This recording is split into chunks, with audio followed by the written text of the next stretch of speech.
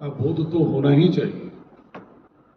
उसमें उनकी पूर्ण दक्षता तो होनी ही चाहिए, लेकिन उन दक्षताओं का उपयोग वह भारतीय मूल्यों से आप्लावित व्यक्तित्व के रूप में करे, इसके लिए ऐसी शिक्षा व्यवस्था की आवश्यकता है जो अधुनातन एवं पुरातन का अद्भुत समन्वय हो। भारत की संपूर्ण सांस्कृतिक यात्रा से आप्लावित व्यक्तित्व नवीन विज्ञान तकनीक से युक्त एक वैश्विक नागरिक भारत बोध के साथ खड़ा है। माननीय प्रधानमंत्री जी ने 2019 में काफी विचार विमर्श मंथन के बाद इस बोर्ड के गठन का विधिक मार्ग प्रशस्त करने का प्रारंभ किया और 6 मार्च 2019 को भारतीय शिक्षा बोर्ड के गठन के लिए भारत सरकार के शिक्षा मंत्रालय ने पतंजलि योग पीठ को स्पॉन्सरिंग बॉडी चयनित करते हुए बोर्ड के गठन के लिए आदेश दिया, निर्देश दिया। इसके बाद ये उस यात्रा में बहुत चूंकि अनेक पहलू होते हैं, अनेक आयाम होते हैं, उसके लिए हमें जो भारत सरकार का मॉडल बायलॉज,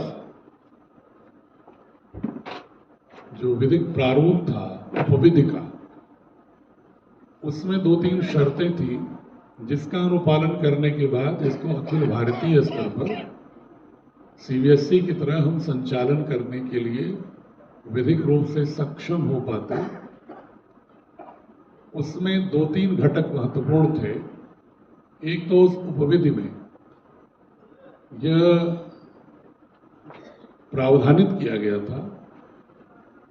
कि भारतीय शिक्षा बोर्ड का जब गठन होगा तो वो अपना कैरिकुलम और सिलेबस, पाठ्यक्रम और पाठ्यचर्या दोनों बनाने के बाद भारत सरकार से उसका अनुमोदन करेगा, जिससे यह स्पष्ट हो सके कि जो भी हम पाठ्यक्रम और पाठ्यचर्या बनाए हैं, विरचित किए हैं, वह भारत सरकार के नेशनल कैरिकुलम फ्रेमवर्क के अनुरूप है कि नहीं, और साथ ही जो भारत की जो नई शिक्षा नीति है उसमें जो मार्ग निर्देशिका है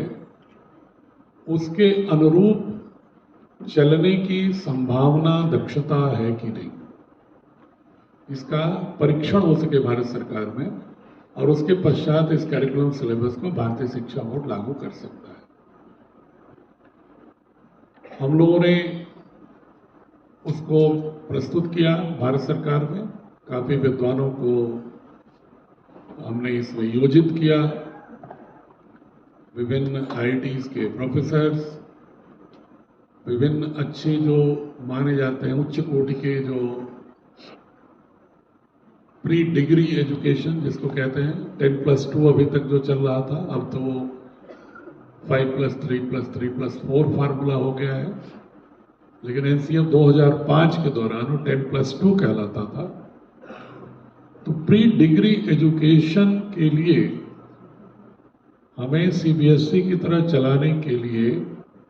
उन मूल्यों का, उन प्रावधानों का पालन करना था जो भारत सरकार द्वारा निर्धारित था। भारत सरकार ने उसे अनुमोदित किया। हमने विभिन्न, जैसा मैं बता रहा था, प्रोफेसर्स के साथ, प्री डिग्री एजुकेशन के बहुत अच्छे विद्यालयों के शिक्षक शिक्षिकाओं के साथ विस्तार से वार्ता के बाद हमारा कैरिकुलम सिलेबस लगभग 1.5 साल में तैयार हुआ और हमने उसको भारत सरकार में प्रस्तुत करके अनुमोदन प्राप्त किया।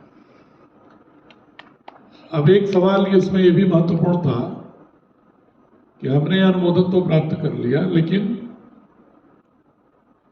समस्त जो भारत के बोर्ड हैं, आपको मालूम होगा स्टेट बोर्ड्स हैं, एक एक स्टेट में कहीं दो दो तीन तीन बोर्ड भी हैं, माध्यमिक बोर्ड, और सेंट्रल गवर्नमेंट का भी बोर्ड है, सीबीएसई, एनआईओएस और आईसीएसई बोर्ड जो है वो भी स्टेट बोर्ड दिल्ली से प्रारंभ हो करके उसने अनौपचारिक रूप से पूरे भारत में एक बोर्ड की मान्यता ले ली, जिसको अभी भारत सरकार ने अपनी ओर से अधिकृत नहीं किया है। ये भी मैं आपको सूचना बताना चाह रहा हूं, जो बहुत कम लोगों को पता है कि बल्कि वो न्यायालय में उसमें मुकदमे चल रहे हैं। भारत सरकार ने उसको as a board, pan India board के रूप में अभी कोई भी नोटिफिकेशन नहीं दिया है। अब सवाल ये उठता था कि जो नया बोर्ड है हमारा भारतीय शिक्षा बोर्ड, जो भारत सरकार के ही विधिक उत्पाद है, लीगल प्रोडक्ट है, वह अखिल भारतीय समस्त बोर्ड की समकक्षता कैसे प्राप्त करेगा। अन्यथा समस्या होती कि अगर भारतीय शिक्षा बोर्ड के माध्यम से कोई विद्यालय चल रहा है, मान लीजिए उत्तराखंड में चल रहा है, और उसके पिता का स्थानांतरण हो गया, अन्य किसी कारणों से वो माइग्रेट करता है, स्थान बदलता है, तो उस बच्चे का प्रवेश मध्य प्रदेश में, मध्य प्रदेश बोर्ड में या सीबीएसई के स्कूल में या किसी अन्य प्रदेश के बोर्ड में अगर वो पढ़ना चाहता है तो इंटर बोर्ड माइग्रेशन संभव हो पाएगा कि नहीं, क्योंकि एक बड़ा प्रश्न अभिभावकों के मस्तिष्क में भी आता है और हमारे भी मस्तिष्क में आया कि कोई स्टैंड अलोन कोई स्कूल नहीं हो सकता, स्टैंड अलोन कोई बोर्ड नहीं हो सकता जब तक कि अन्य समस्त बोर्ड्स के साथ उनकी समकक्षता एक वैधानिक प्रक्रिया के तहत घोषित ना हो। उसके लिए हमने भारत सरकार ने से अनुरोध किया, तो भारत सरकार ने कहा कि ऐसी कोई संस्था अभी तक भारत सरकार ने अधिकृत नहीं किया जो समस्त बोर्ड के बीच में समतुल्यता अनुमति करती है। कोप्से एक संस्था है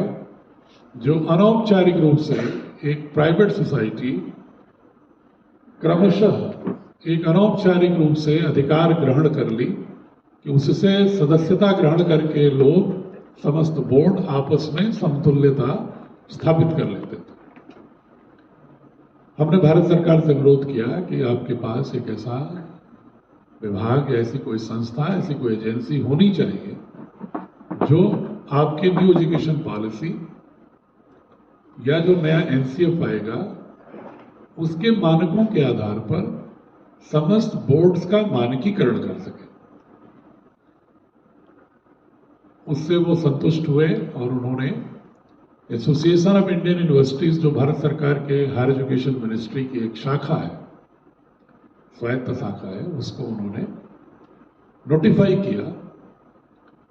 कुछ मानदंडों के आधार पर कि जो बोर्ड इन मानदंडों को पूरा करेगा, उसमें से कुछ मानदंड है कि एनसीएफ जो भी नेशनल करिकुलम फ्रेमवर्क है उसको फॉलो करेगा, एनईपी की गाइडलाइन को फॉलो करेगा, एनसीटी से शिक्षक रखेगा उसके विद्यालय, आरटी राइट टू एजुकेशन का पालन करेगा, जिससे कि जो अंडर प्रिविलेज क्लास के बच्चे हैं, जो पिछड़े हुए हैं आर्थिक रूप से, सामाजिक रूप से, उनको जो वरीयता 25% दी जाती है विद्यालयों में राइट टू एजुकेशन के तहत, उसका पालन करेगा और भारत सरकार के समय समय पर शिक्षा विभाग द्वारा दिए गए निर्देशों का पालन करेगा। इस तरह के उन्होंने मापदंड निर्धारित करते हुए एसोसिएशन ऑफ इंडियन यूनिवर्सिटीज को एक संस्था के रूप में नामित किया कि भारत के समस्त बोर्ड के समकक्ष पारस्परिक समतुल्यता के लिए ये काम करे। इसके बाद भारतीय शिक्षा बोर्ड ने अपने समस्त करिकुलम, सिलेबस, एग्जामिनेशन कैसे हम करेंगे, संबद्धता कैसे देंगे, राइट टू एजुकेशन को हम कैसे पालन करेंगे, उनके जितने भी मापदंड थे उन मापदंडों के आधार पर हमने वहां पर निवेदन किया, आवेदन दिया। एसोसिएशन ऑफ इंडियन यूनिवर्सिटीज ने जो भी स्टैंडर्ड ऑपरेटिंग प्रोसीजर था, एसओपी थी भारत सरकार द्वारा निर्धारित, उस पर एसोसिएशन ऑफ इंडियन यूनिवर्सिटीज के ग्रुप ने, बोर्ड ने, काउंसिल ने सम्यक परीक्षण और विचार करने के बाद 3 अगस्त 2022 को भारतीय शिक्षा बोर्ड को भारत के समस्त केंद्रीय और राज्य बोर्डों के समकक्ष समतुल्यता प्रमाणित करते हुए प्रमाण पत्र हमको दे दिया। तो आज की तारीख में ये बोर्ड भारत के समस्त बोर्ड के समकक्ष घोषित विधिक रूप से कर दिया गया। अब चूंकि राज्य सरकार की ये जो शिक्षा विभाग होते हैं उनको भी कतिपय अधिकार होते हैं अपने प्रांत में शैक्षणिक व्यवस्था के व्यवस्थापन के लिए, क्योंकि भारत के संविधान की जो सूची बनती है, केंद्रीय सूची, राज्य सूची और समवर्ती सूची, शिक्षा संविधान की समवर्ती सूची में है, कॉन्करेंट लिस्ट में। इसलिए अगर कोई विद्यालय हमसे संबद्धता चाहता है, जैसे सीबीएसई में भी यही है, किसी भी केंद्रीय बोर्ड के लिए है कि संबंधित राज्य सरकार एनओसी देती है, अनापत्ति देती है, इसके बाद उस विद्यालय का हम की संबद्धता करते हैं। दूसरा, राज्य सरकारों की ये भी व्यवस्था है प्रत्येक प्रांत में भारत के कि 8वीं तक का जो विद्यालय होता है उसकी मान्यता, विधि मान्यता संबंधित राज्य सरकार ही देती है। वहां के जो प्राइमरी एजुकेशन का डिपार्टमेंट होता है, घटक होता है, वो देता है। उसके पश्चात वो किसी बोर्ड में, केंद्रीय बोर्ड में एफिलिएशन के लिए, संबद्धता के लिए आवेदन करता है। तो हमें सीबीएसई की तरह भारतीय शिक्षा बोर्ड को भी, भारतीय शिक्षा बोर्ड को भारत सरकार और उसके द्वारा नामित संस्था से प्रदत्त जो प्रमाण पत्र है, अधिकारिता है, उसके आधार पर सभी राज्य सरकारों में भारतीय शिक्षा बोर्ड का नाम सीबीएसई की तरह राज्य के अधिकृत बोर्ड की सूची में सम्मिलित कराना था। इसके लिए हमने सभी राज्यों में पत्र भेज दिया, सब जगह प्रक्रिया में चल रहा है। उत्तराखंड और गोवा ने बहुत ही शीघ्रता से हमको दे भी दिया है और पूरी उम्मीद है कि चूंकि हम हर प्रांतों के मुख्य सचिव, प्रमुख सचिव शिक्षा, शिक्षा मंत्री, मुख्यमंत्री के संपर्क में हम लोग हैं, पूज्य स्वामी जी और मैं, तो ऐसा जो प्रगति जिस तरह की दिख रही है, मुझे ऐसा लगता है कि कम से कम भारत के 3/4 प्रांतों में और यूनियन टेरिटरीज में भारतीय शिक्षा बोर्ड को विधि मान्यता 31 दिसंबर तक प्राप्त हो जाएगी। तो सब जगह पत्रावली चल रही है। अब आपको मैं ये बताना चाहूंगा कि भारतीय शिक्षा बोर्ड का उद्देश्य क्या है और यह दूसरे बोर्ड से भिन्न क्यों है और कैसे है, ये आपके मन में भी प्रश्न होगा। बहुत ही स्वाभाविक रूप से किसी भी प्रबुद्ध व्यक्ति के मन में एक प्रश्न उठता है, जिज्ञासा उठती है कि नए बोर्ड की आवश्यकता क्या है। इसके लिए आपको भारत की पूरी शैक्षणिक यात्रा को समझना होगा। बहुत ही संक्षेप में मैं बताना चाहूंगा, जैसा कि आप सभी प्रबुद्ध लोग हैं, पढ़े होंगे कि भारत की बहुत ही विराट गुरुकुलीय परंपरा थी। गुरुकुल की परंपरा, चाहे वह गुरु शिष्य परंपरा से हो मूलतः, लेकिन एक बहुत ही समृद्ध परंपरा रही है भारत की शैक्षणिक व्यवस्था। F.W. थॉमस नाम का एक शिक्षाविद पाश्चात्य देशों का, वो कहता है कि शायद ही पूरी दुनिया में भारत जैसा कोई देश हो जहां पर अनंत काल से ज्ञान के प्रति अदम्य प्रेम रहा हो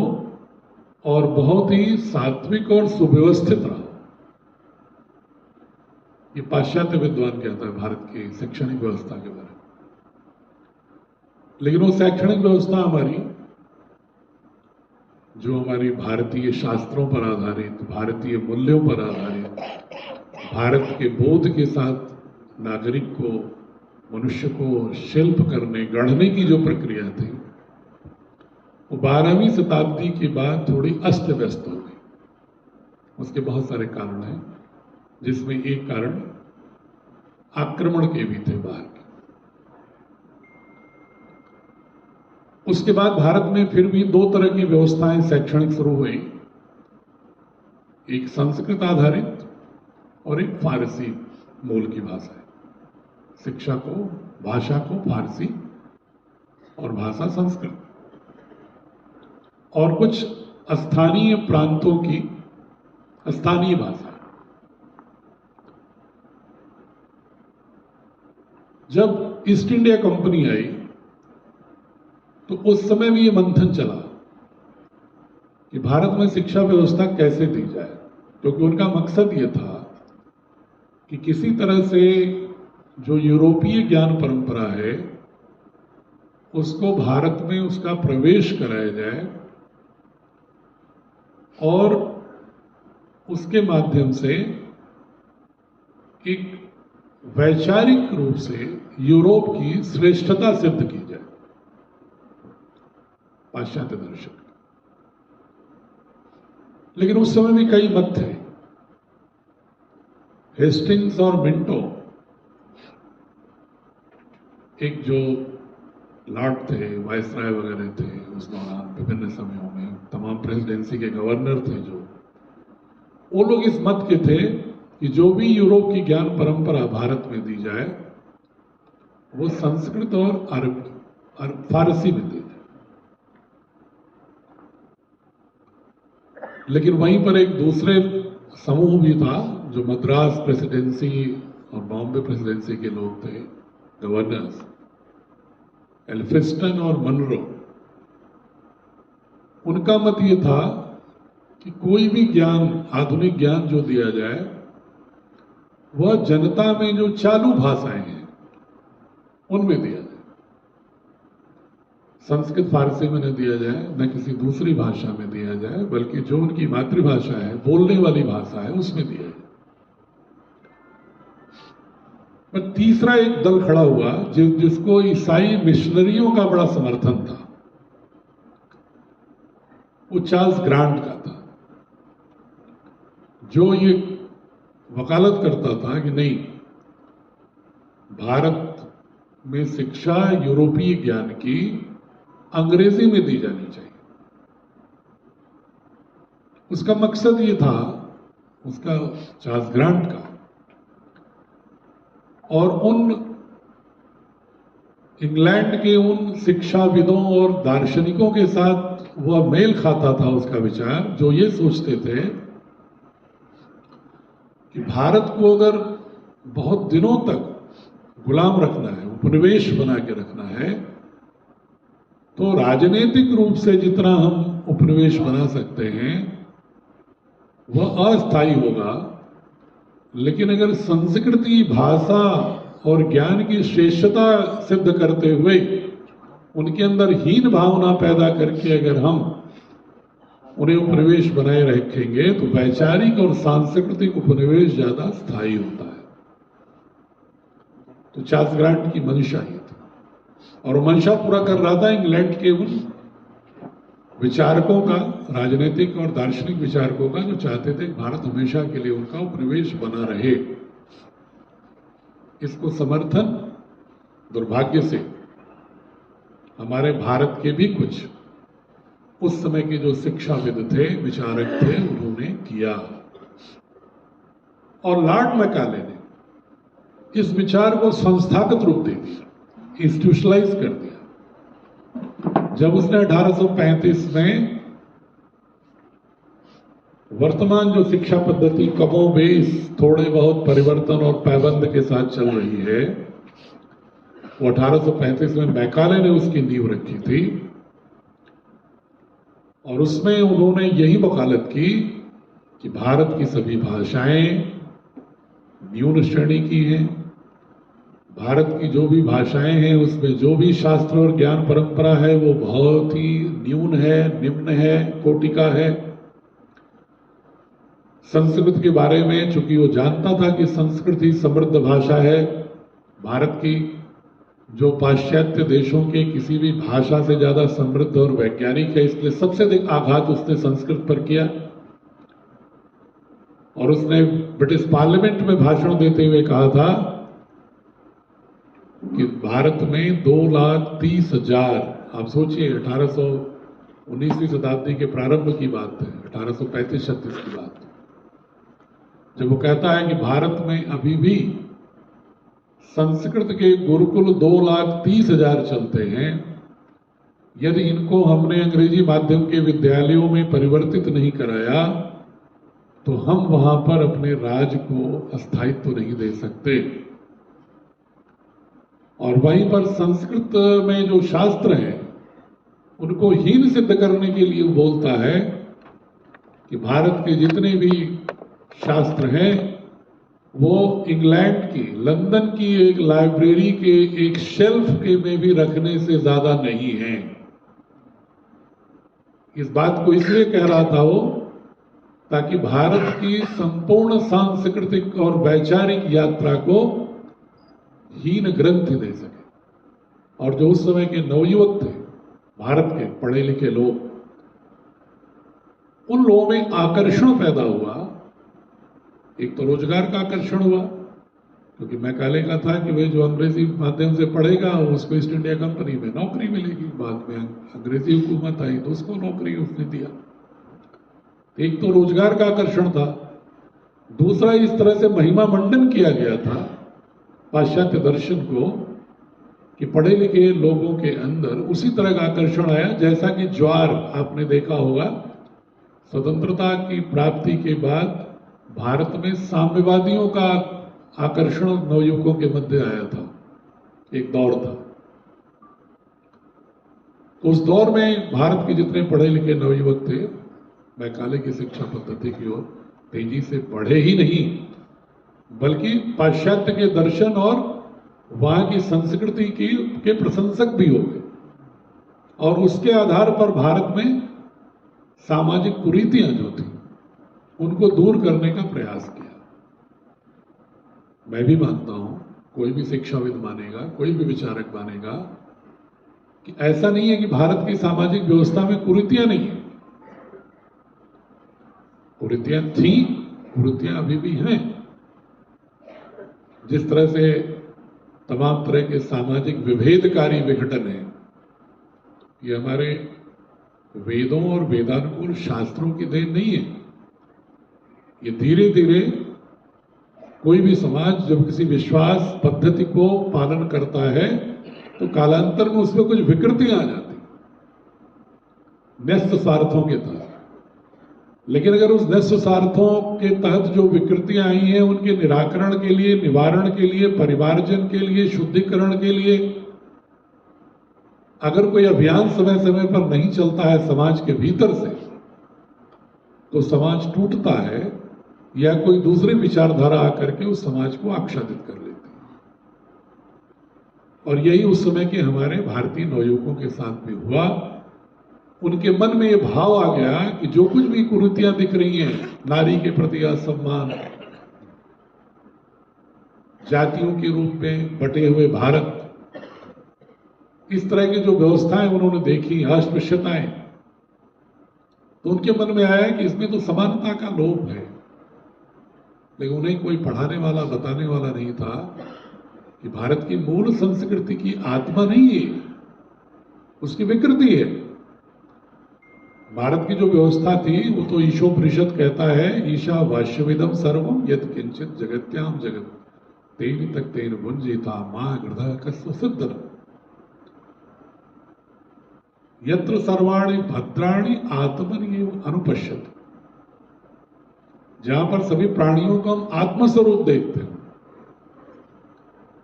जहां समस्त प्राणियों में आत्मस्वरूप देने की भावना रही हो हमारे ऋषियों की प्रज्ञा में, अगर उदाहरण दे रहा हूं, मोहनजोदड़ो, हड़प्पा, कालीबंगन, राखीगढ़ी, बनावली, जितने जगहों पर उत्खनन हुए पुरातात्विक रूप से, उस समय जो हमें उत्खनन में प्रतीक चिन्ह मिले वो आज भी भारत के गांव गांव में प्रचलित है। आप में से जिन्होंने इतिहास पढ़ा होगा, मुझे विश्वास है कि प्रारंभिक इतिहास तो सभी ने पढ़ा होगा, वर्तमान जो उत्खननों के बाद 1975 के बाद, 1975 से पहले तो ये बता दिया गया कि मोहनजोदड़ो और हड़प्पा द्रविड़ियन संस्कृति थी। आश्चर्य होता है मुझे उन लोगों पर।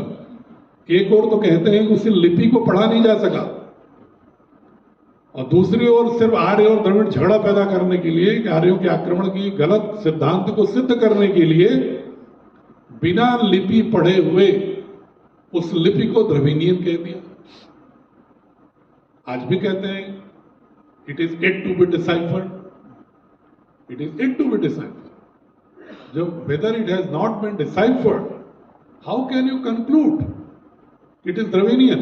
लैंग्वेज? लेकिन गढ़े गए। जबकि ऋग्वेद काल में सरस्वती नदी की चर्चा है, और वो चर्चा इस रूप में है कि वो हिमालय से निकलकर तेजी से चट्टानों को तोड़ती हुई तूफान की गति से समुद्र में जाके गिरती है। लेकिन जो लोग भारत बोध के नहीं है इतिहासकार,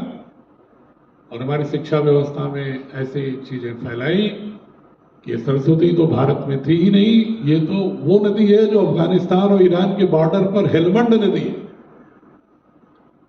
और उसको बोले कि अवेस्ता में, फारसी में इसको वैरवती कहते हैं, इसलिए हम इसको सरस्वती पढ़ने लगे, जैसे सिंधु को हिंदू कहते हैं फारस के। ये गलत अवधारणा फैलाई गई। वर्तमान में डॉक्टर बीबी लाल, पुरी और वर्मा जो इतिहासकार थे, उन्होंने शोध करके ये सिद्ध किया कि ऋग्वेदिक काल की जो सरस्वती थी वो सरस्वती वही है जिसकी ऋग्वेद में चर्चा है। यह यमुना और सतलज के बीच बहती थी, जो ऋग्वेद भी उसी तरह से क्रमबद्ध चर्चा है, और हेलमंड तो समुद्र में गिरती ही नहीं। और वर्तमान में जो सरस्वती हिमालय से क्यों नहीं निकलती, जिसको घग्गर हाकरा कहते हैं, अगर हरियाणा के लोग होंगे तो समझ सकते हैं इसको,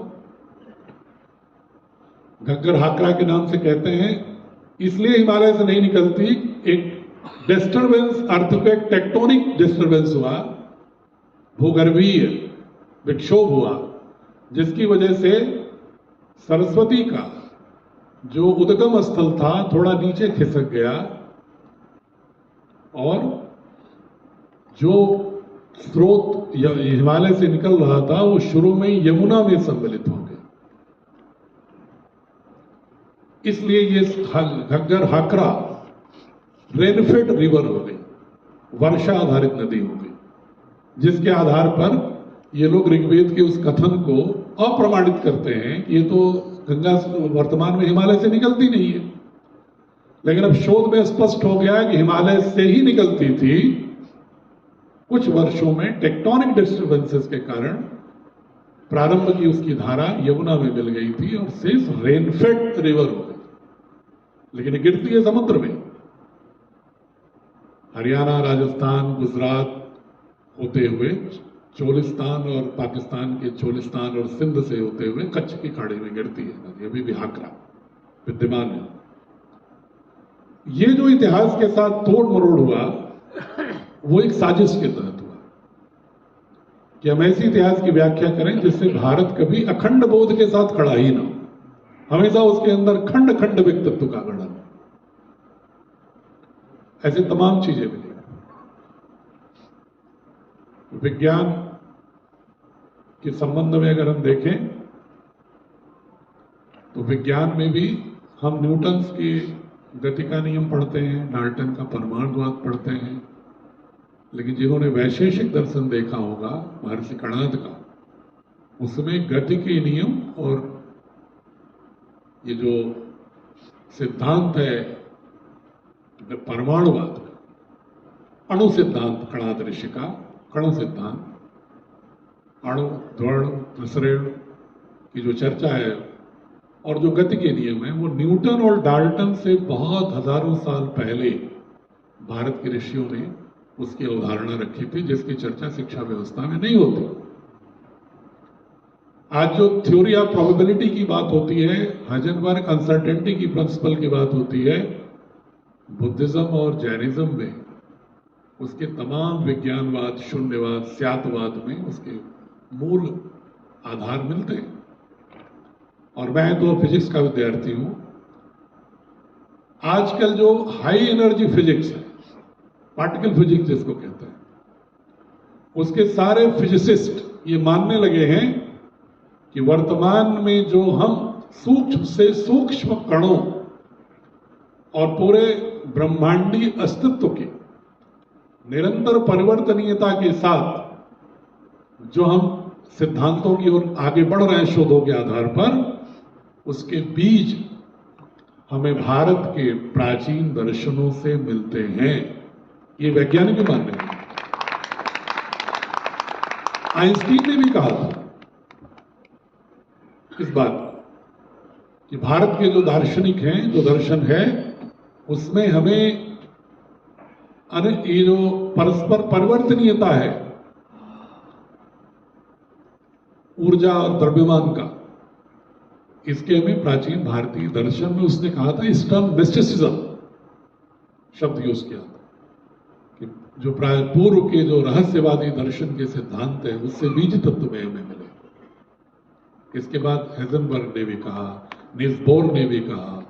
ओपेनहाइमर ने भी कहा, सारे लोगों ने कहा। तो ये जो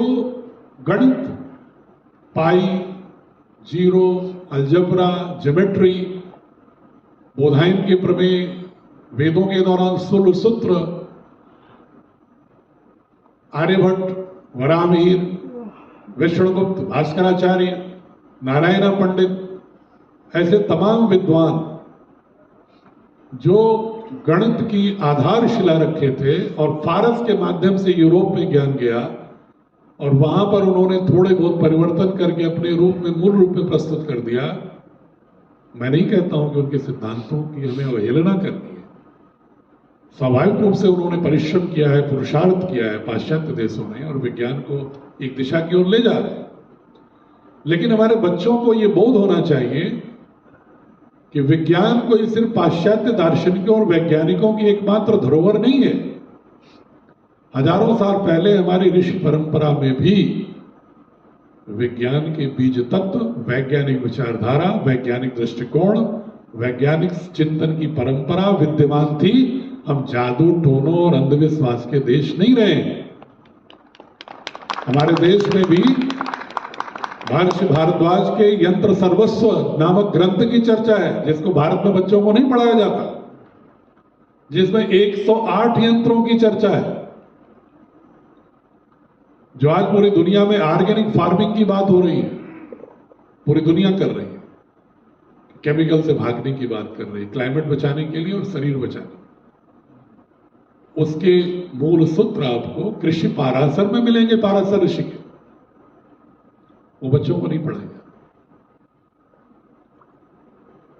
तो इस प्रकार के हमारे जो भारतीय शिक्षा बोर्ड का उद्देश्य ही ये है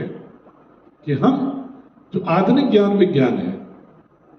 उससे परहेज नहीं करना है, उसमें पूर्णतः निष्णात होना है, दक्ष होना है। जैसे हमारे तमाम भारतीय सॉफ्टवेयर के लोग की दुनिया में, चिकित्सा की दुनिया में, अमेरिका, यूरोप में छाए हुए, वो लोग आधुनिक विज्ञान में निष्णात तो हैं, लेकिन अगर उन्हें भारत की अपनी ज्ञान परंपरा का बोध होता तो वो यहीं पर नए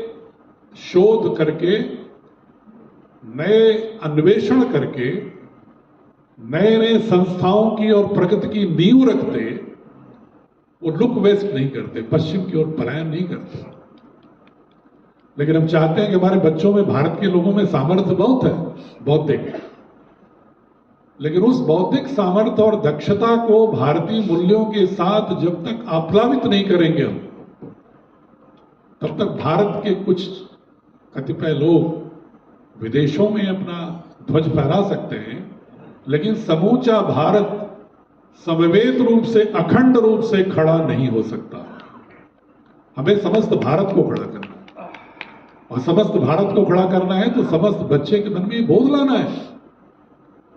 कि भारत ऋषियों की संतान है। और एक बात और मैं कहना चाहूंगा, जैसे बहुत सारे लोगों को ये भ्रम होता है, ये वैदिक मोड है मात्र, उससे हमारे बहुत से सिख भाई, जो हमारे जैन भाई हैं, बौद्ध धर्म के मानने वाले हैं, या आर्य समाज के लोग हैं, या सनातन कर्मकांड के मानने वाले लोग हैं, या शैव संप्रदाय के हैं, वैष्णव के हैं, तो उनके मन में कभी कभी लगता है कि ये भारतीय शिक्षा बोर्ड भारत की किस संस्कृति को बढ़ाने की बात कर रहा है। कई ऐसे लोग भी हैं जिनके मन में ये बोध आता है कि ये जो जाति व्यवस्था फैल गई भारत में, कहीं ये भारतीय शिक्षा बोर्ड उस तरह के संकीर्ण विचारधाराओं की पुष्टिकरण तो नहीं करेगा, ये भी मन में आता है। क्यों? क्योंकि उन्होंने भारत की संस्कृति को तो पढ़ा नहीं है। उनको जो प्रक्षत, जो व्यावहारिक रूप से दिख रहा है स्वरूप, इसी को भारतीय संस्कृति मान बैठे हैं, तो इनके मन में प्रश्न आना भी स्वाभाविक है। मैं ये बात प्रामाणिक रूप से आप सभी को ये बताना चाहता हूं, पूज्य स्वामी जी और हमने ये तय किया है कि भारतीय शिक्षा बोर्ड किसी पंथ संप्रदाय के प्रमोशन के लिए नहीं है। भारतीय शिक्षा बोर्ड किसी पंथ संप्रदाय के विश्वास पद्धतियों को अग्रसरित करने का उपकरण नहीं बनेगा। ये उपकरण बनेगा भारतीय सांस्कृतिक आत्मा के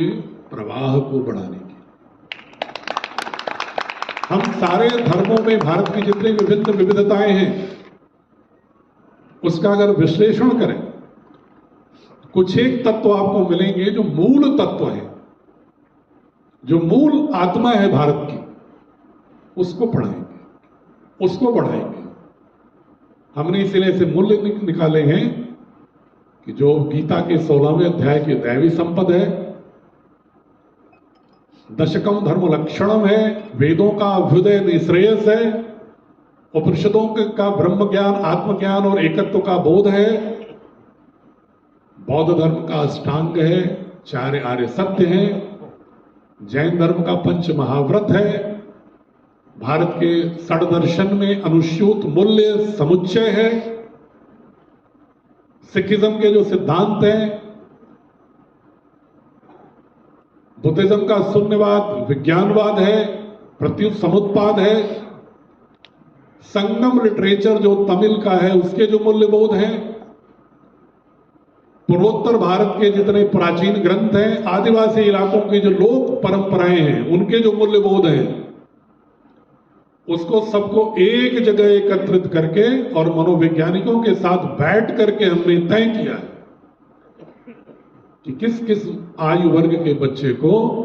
किन किन मूल्यों के साथ आधुनिक शिक्षण पद्धति में कहानियों के माध्यम से, गतिविधियों के माध्यम से, चित्रों के माध्यम से, संवाद के माध्यम से, डिजिटल माध्यम से कैसे हम उन बच्चों के अवचेतन मस्तिष्क में उन मूल्यों के साथ एक समर्थ व्यक्तित्व खड़ा होने का भाव पैदा कर सकते, ये हमने प्रयास किया। हम किसी पंथ के झगड़े में नहीं पड़ रहे। आज हमसे एक जैन मित्र हमारे मिले अभी आपके आने से पहले, राजस्थान के कोटा के। उन्होंने कहा, साहब हमारे जैन धर्म के लोगों में ये हो रहा है कि पूज्य स्वामी जी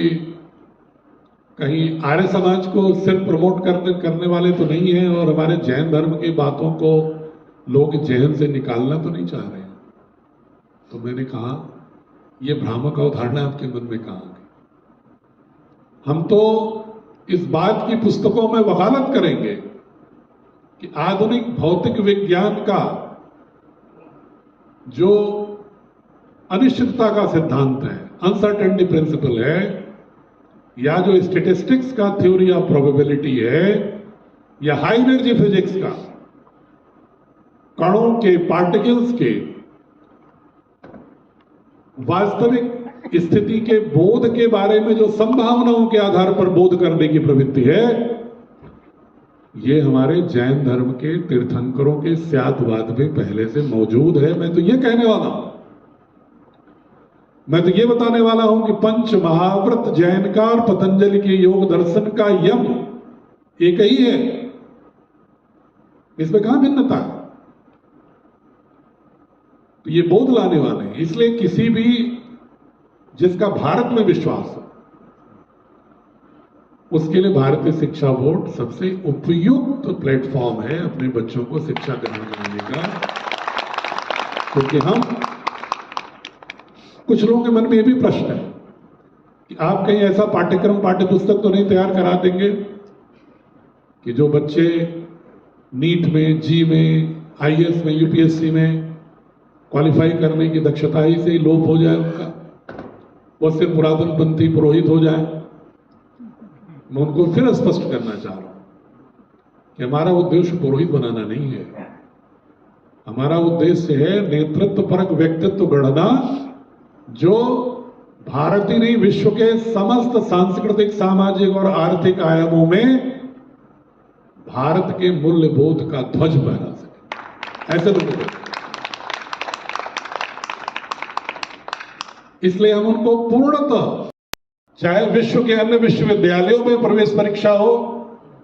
इसलिए हमने अपने पाठ्यपुस्तकों के तैयार करते समय यह ध्यान रखा है कि भारत ही नहीं बल्कि आईबी बोर्ड, जो इंटरनेशनल बोर्ड है, उनके भी कंटेंट जो है, विषय वस्तु जो है, कोई भी हमारे पुस्तकों से उसकी मूल आत्मा ओझल न हो जाए, इसका भी हम पूर्ण ध्यान रख रहे हैं।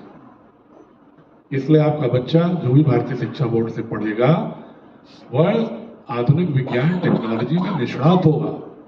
भारत की, विश्व की समस्त प्रवेश परीक्षाओं के लिए उपयुक्त होगा। एक छोटी सी झलक मैं बता रहा हूं, आप लोगों ने प्रोफेसर एससी वर्मा का नाम शायद सुना होगा फिजिक्स के, अगर इसमें कोई टीचर होंगे तो उन्होंने जरूर सुना होगा। शायद ही आईटीएन, भारत में जितने भी आईटी में पढ़ने वाले लोग हैं, उसमें 95% लोग ऐसे होंगे जो एससी वर्मा की फिजिक्स की किताब पढ़ के सिलेक्ट होता है। मेरे फिजिक्स की किताबों के तैयार करने का जो समूह है, उसकी अध्यक्षता प्रोफेसर एससी वर्मा कर रहे हैं। इसलिए किसी भी तरह की इसमें कोई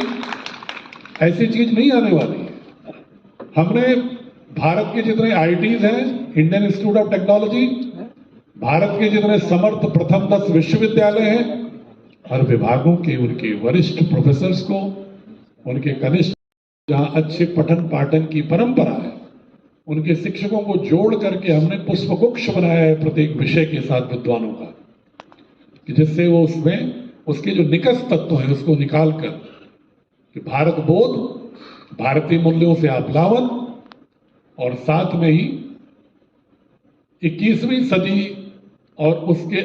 अनंतर उसके बयान जो प्रवाहमान धारा है, उसमें भी जीवन शैली में अपना स्किल, अपना कौशल प्राप्त करने की दक्षता उनके अंदर हो सके, ये भारतीय शिक्षा बोर्ड का मूल तत्व है।